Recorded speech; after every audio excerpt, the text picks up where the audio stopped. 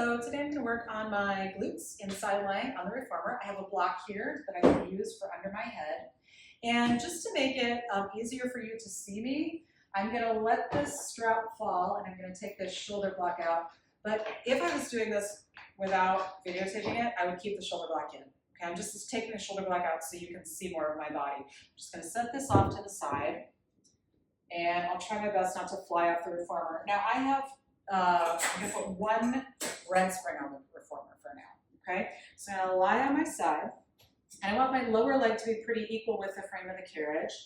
I'm going to set myself up so that my head is on the block, chin away from the chest, and now I'm laying squarely on my bottom shoulder. I want to stretch my top sit bone away so I stay relatively lifted through my side waist, like I'm not sagging down into the side bench, okay?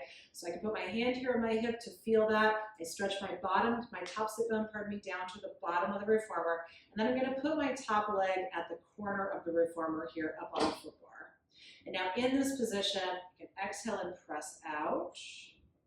And then slowly on inhale, come back in. So I want to keep my knee pointing straight forward. It can be really tempting to start to do things with the knees. We are going to do something with the knee in a second, but I want it to stay relatively straightforward for now. Okay?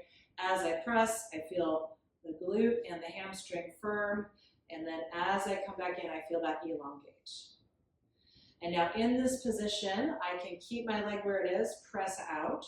And then on the heel, I can spiral myself out into a V, bend the knee and come back in, and then drop the leg and come back down. So we've done similar things in other videos where we've moved from the root of the thigh.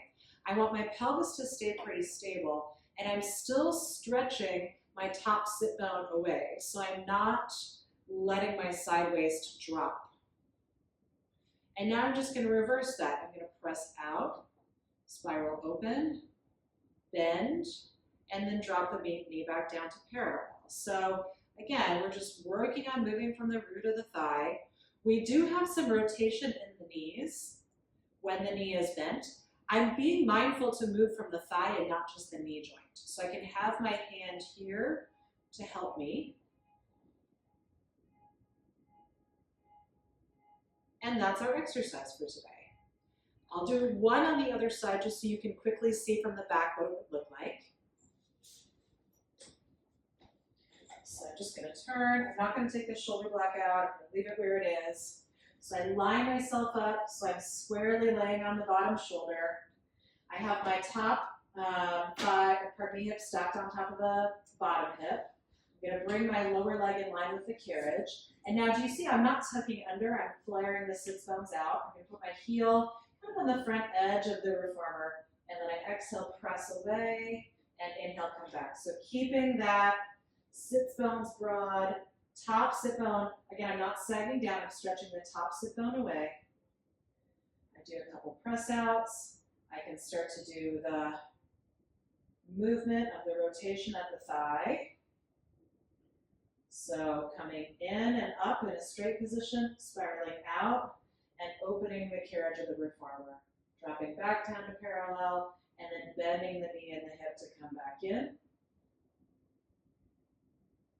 And then I can reverse that, pressing out, turning out from the top of the thigh, bending in, and then dropping the knee down to parallel. So all the movement, I'm trying to center that movement around this hip bone, rather than letting myself roll back.